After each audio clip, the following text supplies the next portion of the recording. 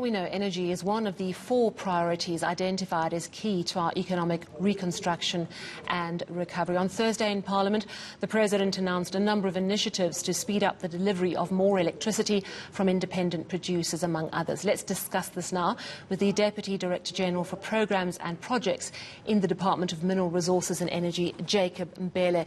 Good evening, Mr. Mbele. Thank you very much for your time. I just want to clear up one thing, and this is a story that we've been running, that energy expert Chris Yellen says there was absolutely definitely an error in the President's speech and that the time frames are out when he said that IPP agreements are being finalised to create 2,000 megawatts of power by June 2021. He said there's no way that will happen by that date. Possibly tenders will be out by then. Could you clarify if that was just a simple error?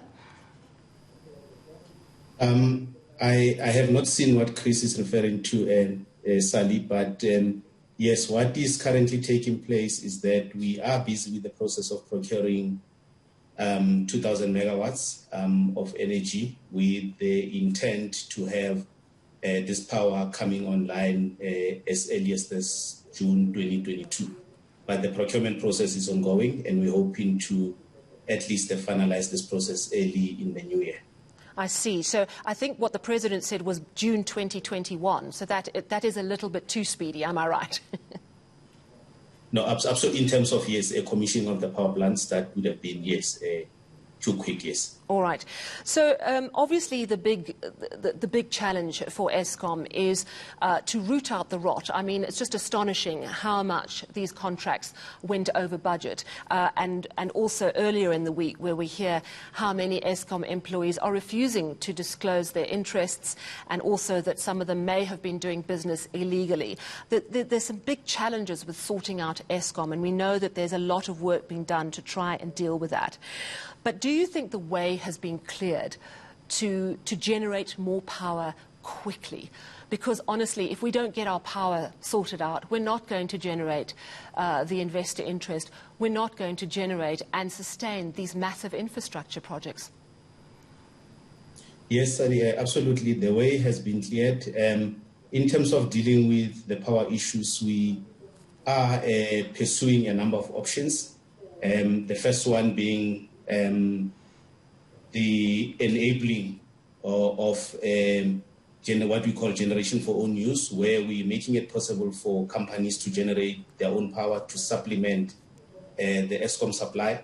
The second one is that Eskom itself has undertaken what we call a short-term power purchase program, where basically they are looking at available generation capacity that can be brought online and purchased on short term. From the department point of view, Department of Mineral Resources and Energy, working with Eskom and other government departments, we have initiated, as you mentioned earlier, a program to procure additional 2,000 megawatts, which we hope will come online even possibly earlier than June 2022. In addition to that, we also issued what we call a determination to start the procurement of about 11,800 megawatts, which we hope some of it will start trickling into the national grid as early as late year 2022. So I'm hearing that essentially this means that those who can create power, the independent companies who can create power, will be free to do so, and that will assist the grid. Am I right? Absolutely. And I have to mention that independent power producers have been playing in this space. This was enabled a few years back. You know that we've got just over 6,000 megawatts of renewable energy that we procured from independent power producers. I'm really interested about the fact that the municipalities who are in good financial standing have been given the green light to produce their own electricity. Could you confirm that Cape Town and Ekurhuleni are among those who might qualify, and exactly how will it work? As to the status of, obviously, the projects in Ekurhuleni and Cape Town, I cannot confirm. As the process that we'll be following is that municipalities will send a request to the Minister of Mineral Resources and Energy, as required by Section 34 of the Electricity Regulation, for the Minister to issue what we call a determination to them, or to allocate capacity to the municipality to procure. One of the requirements that we've put in place to ensure that the projects that come forward are projects that are feasible, we basically put a requirement that these projects must be at a stage where a feasibility study has been conducted and there is a clear business case and a clear indication that the municipality will be able to enter into the necessary contractual agreements. So could that mean that the City of Cape Town, for example, might procure its power from a private source?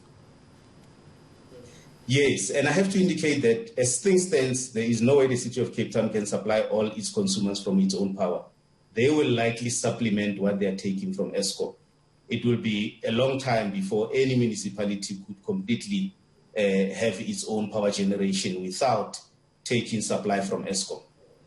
But nevertheless, it's a really significant step because it signals that Eskom is no longer the only game in town, that we're opening up to privatise large chunks of our electricity supply. Am I right?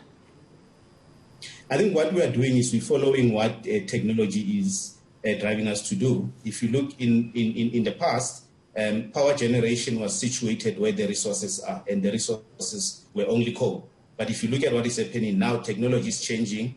Renewable energy is allowing for power to be produced closer to where the power is required. So obviously it only makes sense that then the sector and the landscape has to change to be able to easily acquire or adopt that technology. Well, thank you very much for your time. Deputy Director General for Programs and Projects in the Department of Mineral Resources and Energy, Jacob Mbele.